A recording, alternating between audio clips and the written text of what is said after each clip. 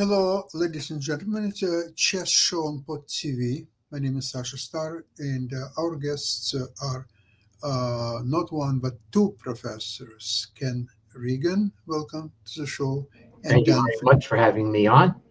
Yeah. Dan Fleetwood, welcome to the show. Hi, Sasha. Hi, Ken. Happy to be here. Yeah, Mhm. we have unfortunately not very good news. The Boris Spassky, the tenth world champion, just passed away. I had the privilege to meet him personally and even play a game in Toronto. It was in 1940, sorry, 1940, it's too early for me. No, it was 1979 after Montreal Tournament of Stars. And Right. also Yes. Karpov and Spassky, they visited Toronto. And I played both of them in simultaneous exhibitions. I drew Karpov. Believe it or not, I in Endgame even had one extra pawn, and Karpov offered me a draw, and I declined. And I said, I have extra pawn. And Karpov replied that we don't play pawns, we play chess. And after that, I agreed to a draw, of course. And then Spassky next day, it was in old Eaton Center, downtown Toronto, and Spassky gave simultaneous exhibition on the top of the Toronto, top of the tower, this our famous television Mhm. structure. And I was playing him, and I played, of course, black both games. So I equalized fairly easily against Karpov when I played very rare bird defense in Real Pass, e4, e5, knight f3, knight c6, bishop b5, knight d4. It's a dubious move, but in simultaneous exhibition, he cannot really think a lot how to run. So I got slightly worse end game, but nothing horrible. And then he was busy with other games, and I somewhat improved my position and even won the pawn. With Spassky, I decided, okay, if it worked with Karpov, then Dobry should work against Spassky. So he plays e4, e5, and he plays f4. And Oh, goody. Oh, uh, I King forgot Ken. Yeah, about he's done this that. move. I forgot about it at all. And when he played a four, I already knew that the result is already there, and it will be a rather quick one. So I decided to confuse him. I played Bishop C5, which is a declined King's Gambit, but it didn't help me much. And after 15 moves, I could resign. Frankly, he had the incredible attack, and it was basically horrible. Well, I mean, in the hands of Spassky against like 99.9% of the rest of the world, two F4 in that position is a forced win. Yeah, and I just forgot about how could I. And then I met him once again in the 90s, also in Toronto.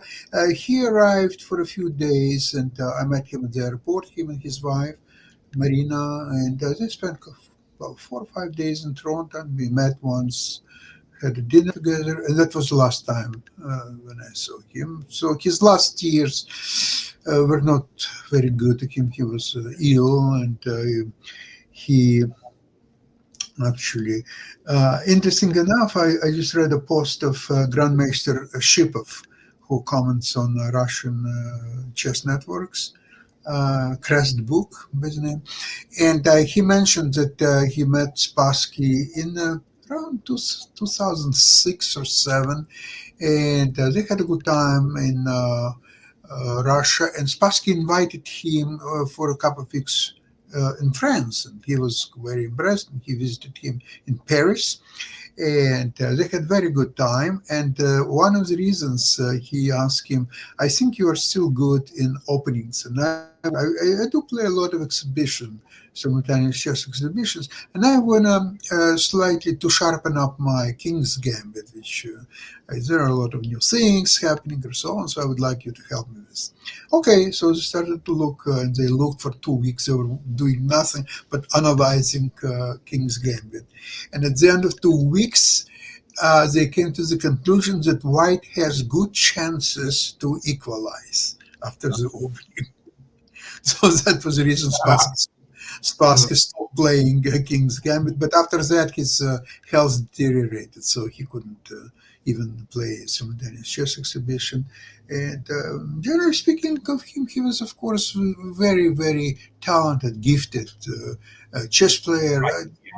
Probably I wouldn't call him a genius, as Michael Tal, for example, or Fischer, Capablanca, others, Kasparov, for example, of course, Magnus. But he has apparently incredible chess style that he could change his openings and his style. And he was very successful in the mid-60s, where he was defeating all his opponents in matches. And we're talking about Geller twice, and Geller was great irritation. And in the opening, Spassky didn't really show much of the so to say, advantage over Geller, because Geller played really good openings, and somehow he changed it. He could play a close Sicilian as a white, and Geller, he was a Sicilian expert, second to none. And yet Spassky was outplaying him in the middle game. He didn't have anything much after the opening, but in the middle game, he was outplaying Geller. And then with the black, he was playing French all of a sudden. Although Spassky famous for his Rue Le Pas, which he played against Fischer. He played Sicilian against Fischer.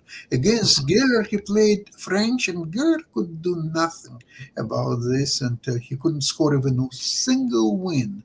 Then he defeated Korchnoi in the final in 1968.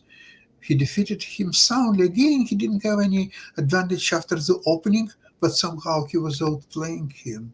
And with both colors, with black and white. And finally, he won second match against Petrosian. He greatly improved because first match was definitely not his best match, and Petrosian defeated him quite soundly. But in second match, Spassky held his own and won quite convincingly. But after that, he's either lost his motivation. He played very seldom, and I don't think that he won a single tournament between his second match with Petrosian and Fischer. The only great result he had in Olympiad in Siegen when he defeated Fischer quite spectacularly in Grünfeld defense. And so his score against Fischer was 3-0 with a few draws. And people believe that finally Spassky will be able to compete with Fischer, at least on equal terms. And we know result. It didn't happen. Fischer had colossal advantage. The pure playing is concerned. Doesn't matter whether it's opening or end games. Spassky was outplayed in each aspect of the game. And then, of course, we have to remember this spectacular second match between Spassky and Fischer in 1992. Now, perception is that both of them, of course, were not in the top forms, and they were quite inferior to My results say the opposite, that they were but good. the games showed quite a quality and even openings, and they were a little bit old-fashioned openings they played, but they played them well, I should say. And the games were very interesting to follow and analyze. I remember this match very well as well. And of course, first match in 1972, we were followed every move, every game.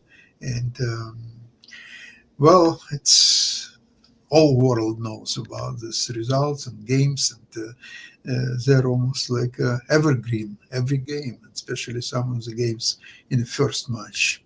Rather, what would you have to say about Spassky? How your perception can start with you? I never met him. I would say he was definitely more of a universal player. He could play murky chess in a way that Fischer avoided. Of course, consummate gentleman is what we all know him for, his sportsmanship. My results do say that both players played better in the 92 match in terms of accuracy anyway than in the 1972 match. There was some interesting chess, and I have the fifth game of the 92 match as my chosen game to represent Spassky because he won as black in a Ruy Lopez, and that gave him the lead in the match until Fischer broke it with 3 straight wins a little while later. Yeah. Okay. Let's see. Yep. So, right. So here we go. I'll do the entire screen. This one, and here we go. And I'm over here. So doing this on chessgames.com, and this. So let me know when you see the board. Yes, you can see It's good. Yep. So, so the topical Zaitsev Ruy Lopez. This game was played after the famous Karpov Kasparov games in this line. So they were topical, at least as far as that goes. Here we go. White plays the early H3 before D5, and now this is really also Spassky's maneuver that he used in the 1972, the Breyer. So that's why I call it a hybrid, a Breyer and Zaitsev hybrid, because it's going to unfold more like a Zaitsev in terms of how black attacks. But in the Zaitsev, famously, it's white attacking on the king side. Well, Spassky's going to turn those tables. Okay, now we're getting into the Zaitsev territory. Yeah, this is very much mainline Breyer. But I mean, at least this is what the Breyer turns into almost all the time in correspondence chess. So there have probably been thousands of correspondence games in this line. Absolutely sound.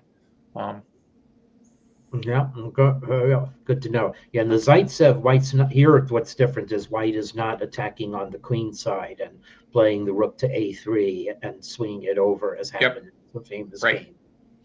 So now black decides to dissolve the center, and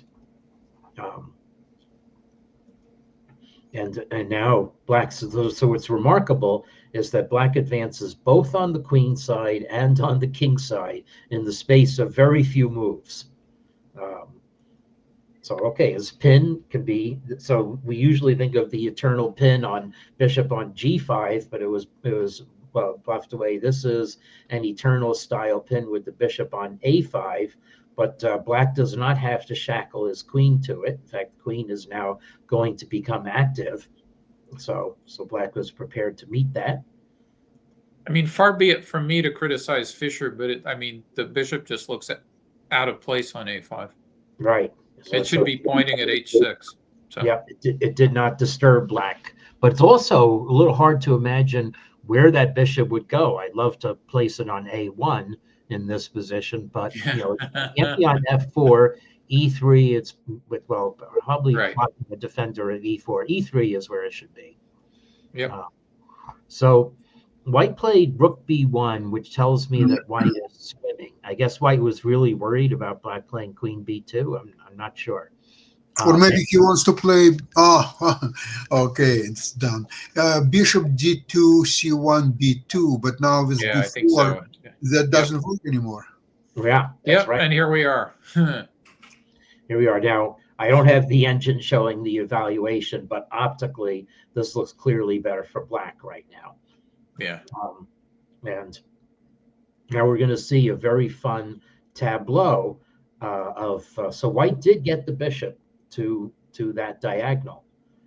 So that enables white to blunt a little bit of what black is doing. This is amazing, but because black might be relinquishing a few kingside pawns with this strategy. If white takes on F5, actually, if white takes on F5, his bishop takes C3, immediately trouble. It's not clear. But anyway, white captured, and now played knight F4. Now black, as says, relinquished a few squares. White's getting the knight. The knight can come into E6. White is hoping to do something before black's bishop on B7 would crash through and make itself felt. And also, white, there's this little pawn on A3 that very much could become a factor. Ignore those pawns at your peril, right? Yeah. So in fact, it may already be the reason White White can't simply recapture on e4. I mean, maybe not quite, but hanging in the air is a2, a1 queen, and then White's rook on e1 possibly being diverted in some lines. So now White's knights are probing the weakness on g6. So this is definitely real fighting, and this is just really pretty. We have both of White's knights forked. So Black's pawns have taken over and advanced on both sides of the board.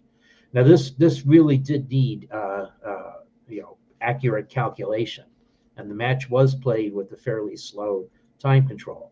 So okay, so White drunkenly still advancing. We're maybe the knight could have gone to a5, and then the other knight would have just been stranded. So the only way out is to try to go forward, and now White captures here with the idea that okay, we're attacking Black's bishop, but maybe we'll give the knight on h4 time to move. But now comes a really fine counterstroke by Spassky. Is maybe his most incisive move in the game, even if it's easy, even if an engine would see that Black is easily winning. And this is where the pawn on a3 is going to come to a2 and have the last laugh here. So knight b2, and White's bishop is really trapped by White's own pieces. So the grand, beautiful Ruy Lopez light squared bishop for White. The only place it could go would be an abject retreat to d1, which, however, puts a2 and a1 equal queen right on the table. So the bishop can't budge at all. So White captures, Black captures, White captures, and now here comes a2. So this pawn is going to queen, and it's going to queen with check, or it's going to queen in a way that's going to deliver check. But first, Black shores up some squares, keeps White from playing queen d5 check, which I imagine is important in this position. And now Black queens. And there's the recapture with check. So Black is now a rook ahead, and is able to play queen g7, which just squashes White's possible attack. And White can't play queen d5 check, so the rest needs no comment. And a few more moves. Fischer gave up. Okay, so very impressive. Yeah, it's positional, very interesting game. Mm-hmm. Yeah, and just beautiful strategic command by Spassky of the entire theater of the chessboard. There's an interesting story about the second match with Petrosian when Spassky became a world champion. They had a banquet together, and Petrosian, he was so happy that finally, it's not that he lost the match, but the match is over. He was overjoyed, and he was so happy, and he was joking and smiling and laughing. And Spassky was not very happy. He said, "It's wonderful, of course, that I won, but it's very lonely out there." That's what he said.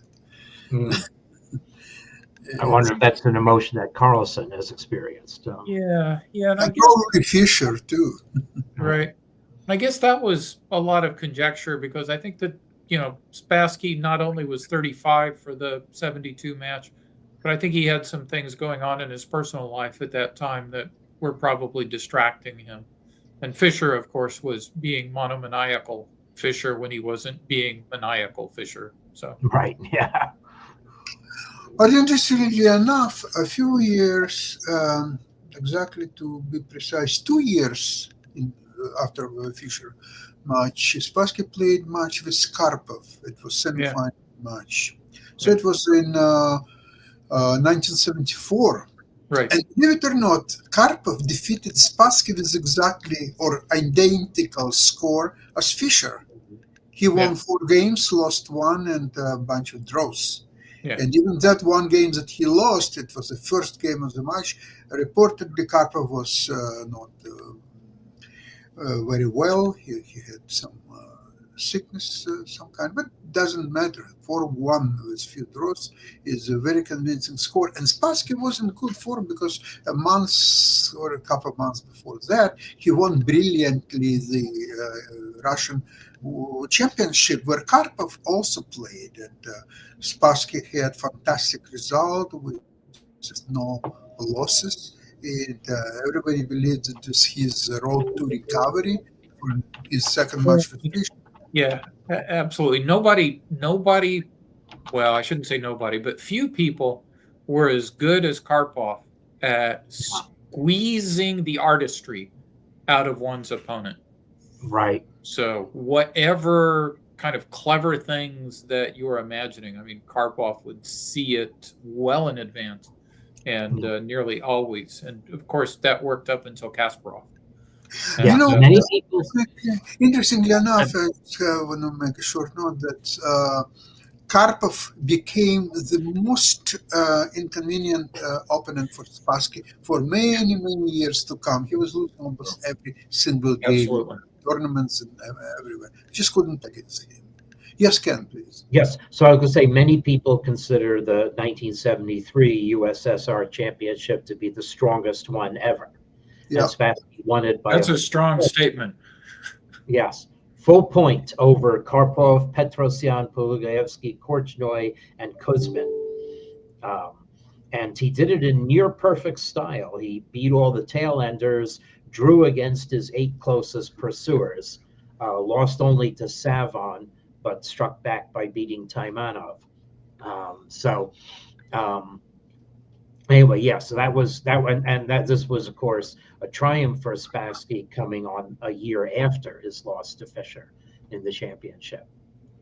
So a case could have been made that he was not in very good form while playing Fischer, and he started to regain his form in this Soviet championship, and yet Karpov just destroyed him, not only by score but by the games itself. You can see, and I was quite impressed. I've never seen anybody else was playing against Karpov. I think out of desperation, Spassky was playing Dutch defense against him because nothing else worked for him. I don't know what you play against Karpov. No, but Karpov was playing double Dutch defense. He was playing C44, E3, F4. Yeah, I know. And that was like a bizarre. I never seen this double Dutch defense in any tournament or match games. So I was shocked when I saw it. And I just thought it cannot be that bad for White because White almost in any variation will have small advantage. But to see Karpov on such a top level playing it, it was very, very interesting to watch. So I wish I would. You mentioned earlier, Spassky being a specialist in the closed Sicilian. Yeah. He had a number of beautiful games in the closed Sicilian where, the theory in the books would say that the position is 100% equal, but it's also 100% easier to play for White. So. Yeah, it's quite interesting that he played it for in many matches, mostly in matches, in tournaments sometimes, but in matches almost he was defeating beside Geller Larsen. Larsen couldn't handle him in the close Sicilian. Korchnoi had difficulties to handle. Korchnoi was very good in the openings, yet he struggled only in the 70s after Korchnoi moved to the West. Korchnoi started outplaying Spassky, so maybe Spassky was already deteriorating his game. We are talking about mid-70s, late 70s. And Korchnoi, but their matches was struggle from the beginning. Even Korchnoi, one match, I think he was leading 5-0, and Spassky almost equalized, and Korchnoi won the match eventually with great difficulties. And they had some fighting incidents, and Korchnoi was accusing Spassky that he's leaving his chair and he's working behind. Say, well, it's so well known to chess players who followed both Korchnoi and Spassky. And the funniest thing was they were in a very bad personal relation in the 70s and 80s, but yet they were playing in some together. There was, I remember, this tournaments, the Grandmaster European Cups organized by Bessel Koch under the Grandmaster Chess Association. There were 6 spectacular tournaments in Reykjavik and some other cities. And Michael Tal was playing in this tournament. So this episode was actually very well documented in Gena Sasonka book about that was a story about, I think, Michael Tal. And Michael Tal at that time, he was drinking very heavily. And after the closing banquet of one of these tournaments, he fell asleep completely. And Spassky and Korchnoi, they were staring at him, and one of them said, so should we carry him out to the hotel? And although they were not in very good relationships, so another one, because they were all friends in their youthful years. So another one says, yes, let's do it. So they carried Tal right to the door of the hotel, and the doorman opened for them. So they explained that, okay, here is a Grandmaster. He was thinking so hard that he fell asleep. He could not function. So we have to carry him to his room. So he said, oh, yeah, of course, please follow up. And, so they helped Tal, although they were not in a very good relationship at the time, but it was not, it was overshadowed by their former friendship considerations. And quite interesting episode. Unfortunately, now all 3 of them are no longer among us. Right. Unfortunately. Mm-hmm. So what else is interesting? Of course, you're right. He was a gentleman, first of all. Wow. And, he was very independent person. He had some troubles with the Soviet authorities, so that he married a French lady. And there was a story, sort of unconfirmed, but from what we can gather, he was against giving his portion of the 1972 match to Soviet authorities, and he wanted to keep this, and it was one of the reasons that he, after match, he didn't come back to Soviet Union, but went to Paris, France with his wife. But again, this is all most likely real stories, but that's not the most important thing why we remember Boris Spassky, of course. Yeah. So there's a lot of other news in the chess world. Yeah. I could show one interesting endgame that ends with resignation in a drawn position. Oh yeah, that's always fun. From the except for the person who resigned. Yes, that's right. Yes, so I'll share my screen one more time and show this. This is one way of mentioning that there are a lot of chess events, the world senior teams, where Canada West, I'll call them, beat Quebec in the last round to finish in a very creditable tie for 4th. And the Monaco Grand Prix featured the leader losing in the last round.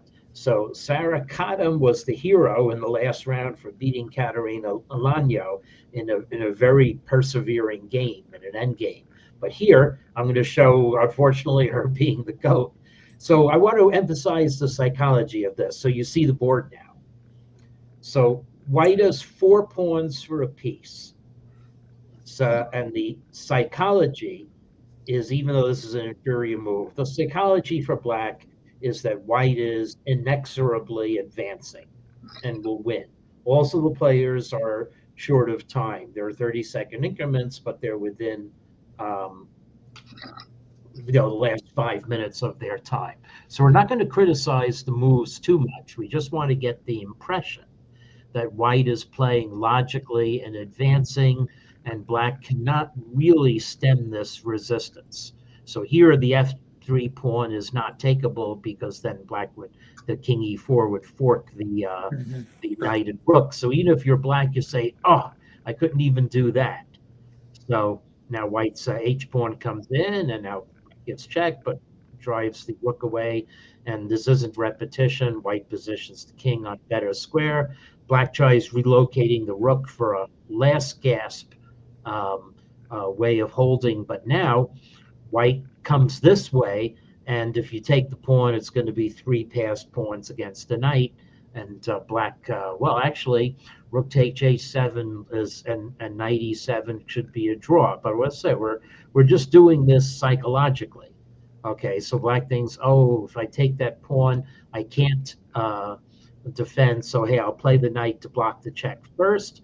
But now, okay, the pin on me, and now if I take the pawn, then d5 would just win. It's winning my knight. It's actually still a draw then, but black is short on time. We're down to just seconds now because there are 30-second increments showing. Black was down to 11 seconds on the last move. So now white brings up this pawn. Black wins a pawn, but now here comes the march of white soldiers. And well, the only thing we see that we can do is white is winning this position, as we can give up the knight, get 2 pawns, but now rook h5, time pressure. This has finished. White's defended the pawn, and I'm lost, so I resign. So what she didn't have in mind was that we've now reached a position made famous by Emanuel Lasker versus Edward Lasker, with one more little twist.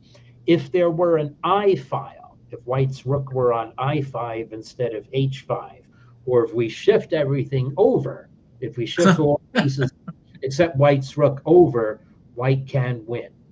So the drawing move for black in this position is to play the king here. Oh my goodness, yeah.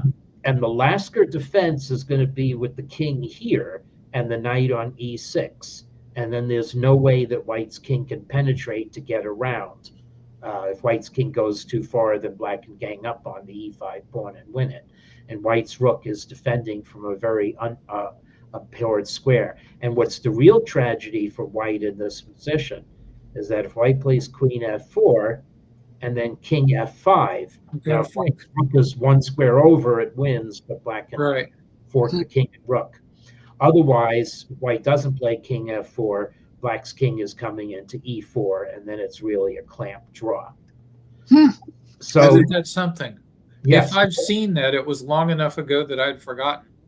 Yeah. That's very, very nice. This was round 7, 3 days ago. So the way for white to win, more accurate move, was king f4, and then now after this, white is able to drive the knight away and get the king to a position square. So now black's king cannot come behind the pawn, and then white will win. So an interesting moment. Yeah, this was resignation to drawn position, even though white was winning from the move before. Yeah. Wow. Well, those blockades, right? Right. Yep. You have to see it, but you have to know your deceased former world champion history, I guess. Yeah.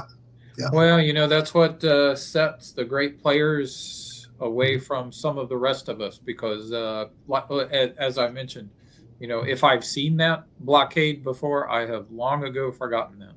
So yeah, that's highly unusual position that the central pawn and a rook cannot defeat a single knight. And I hope this player didn't find out soon enough that he resigned in Droid's position. Well, I imagine that they had quite a shock when they saw what the engine was saying. Yeah. Very interesting story happened to me just a week ago. I was playing a game in Toronto Team Championship, and I was playing. The time control was 1 hour with the 30 seconds increment from the move 1. Okay, it's still considered to be a tournament game, so it was rated and so on. So we played, and at the end, I had the advantage all game, but at the end, it was like going into the draw. But my opponent was in horrible state note, and at one point, I gave him a check. And he overlooked it and moved something else. And I immediately grabbed his king, like in Blitz games, and everybody was jubilant at my team and so on. So okay, I got a point, but then my uh, team captain, he told me that actually I could have, if the arbiter would know the rules, I could have got zero out of this game because I had no right to capture and actually take his king off the board. All I had to do is to ask for arbiter to show him that he violated the check, and the arbiter would give me 2 extra minutes, and the game would continue.